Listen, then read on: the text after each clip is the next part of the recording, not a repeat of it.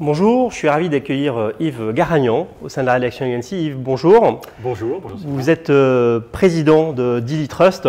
Alors, on se retrouve aujourd'hui dans cette rubrique pour partager aussi une belle actualité. On est de boucler une levée de fonds de plus de 7 millions d'euros aujourd'hui pour accompagner un développement et une croissance dont on a parlé. Mais avant ça, est-ce que vous pourriez nous expliquer quel est le métier de DiliTrust aujourd'hui? D'accord, très volontiers. Donc DiliTrust est un éditeur de logiciels. Nous fournissons des solutions autour de la thématique de la gouvernance d'entreprise et de la cybersécurité.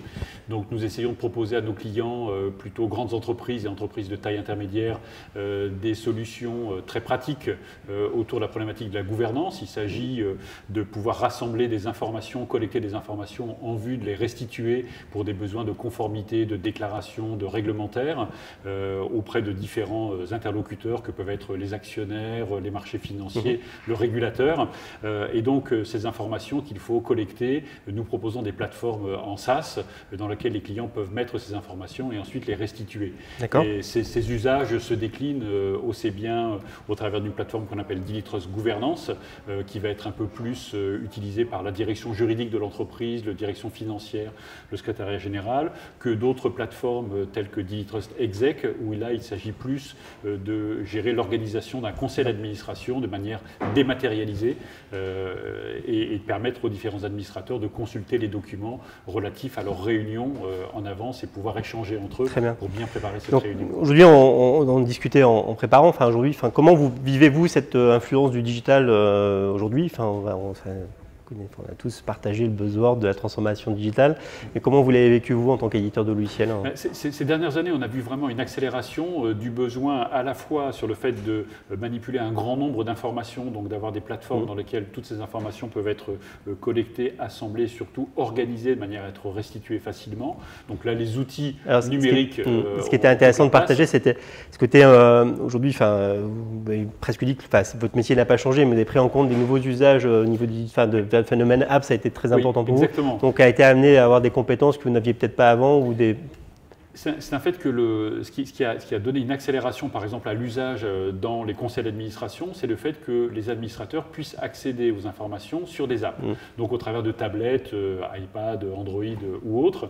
Et donc, ça a changé complètement la façon d'utiliser, parce que jusqu'alors, l'idée de mettre entre les mains d'un administrateur un ordinateur pour lui dire… Pour valider, c'était pas très fun. Il n'était pas du tout preneur. Donc là, le fait de se mettre à développer des solutions en app a permis tout de suite d'ouvrir un marché complémentaire. Et là, il a fallu effectivement trouver les compétences nécessaires avec des gens qui conçoivent des apps telles que celles qu'on peut trouver sur n'importe quel téléphone ou tablette. Très beau parcours au niveau de DiliTrust, parce que en gros, vous avez complètement changé le business model. On était plutôt en on-premise. Aujourd'hui, vous êtes quasiment à 70%, 80% en mode SaaS. Donc, on voit tout l'intérêt de ce modèle. Aujourd'hui, justement, c'est quoi vos ambitions demain? Parce que il y a une ambition de croissance forte. Donc c'est trouvé qui s'appelle Coup de Boost. Donc aujourd'hui, où est-ce qu'on vous retrouve dans 3 ans, 2 ans et c'est quoi vos gros chantiers? Bon, on est dans une dynamique d'accélération très forte. C'est pour ça qu'on a fait cette levée de fonds. C'est que le besoin est là et il s'agit maintenant de l'adresser à la fois sur notre territoire national et en dehors de France. On a déjà quasiment la moitié de nos clients qui sont en dehors de France. Donc c'est une plaque à Dubaï, au Canada aussi. Voilà, donc on souhaite à partir de nos implantations, effectivement à Montréal, à Dubaï, pouvoir grandir très vite à l'international de manière à avoir 3/4 de nos clients qui soient en dehors de France. Et donc, pour ça, on s'intéresse vraiment aux expériences d'accompagnement et d'entreprises qui ont déjà conduit ces changements à l'international, parce que c'est beaucoup de défis à relever pour devenir une entreprise véritablement multinationale. On sait que toutes les expériences n'ont pas été très faciles à mener, oui, bien sûr. Et puis ensuite, en termes de technologie, on a encore beaucoup à faire pour intégrer en permanence de nouvelles technologies, avoir des solutions qui, sur les apps, soient toujours plus simples à utiliser. Donc, le regard de développeurs qui peuvent nous rejoindre après avoir eu des expériences d'app, aussi bien de e-commerce ou collaboratives. C'est très instructif pour nous. Donc, attirer ces talents, on en parlait que c'est difficile des fois de lutter contre des startups ou des développeurs qui sont dans les startups.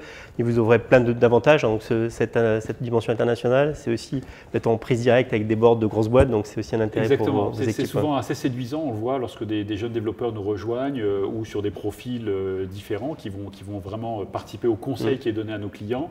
Le fait de côtoyer des membres de conseil d'administration de groupes de CAC 40, c'est quand même assez séduisant. Et puis de pouvoir se dire qu'on va faire cette carrière un peu à Paris, mais également à Montréal ou à Dubaï, ou dans différents pays où on prévoit de s'implanter, ça ouvre des perspectives qui sont assez attractives. Alors, dernier sujet, c'est intéressant de revenir dessus au regard de cette rubrique, c'est que vous avez développé peu de partenariats avec les cabinets de conseil qui interviennent sur les entreprises pour les aider à leur gouvernance. Là, vous avez un message d'intérêt à aller les rencontrer, à discuter avec elles. En effet, je pense qu'on a beaucoup d'intérêt à pouvoir poursuivre le travail qui est fait par les cabinets de conseil et qui préconisent à leurs clients de mettre en place des bonnes pratiques de gouvernance, des bonnes pratiques en termes de gestion sécurisée des informations sensibles.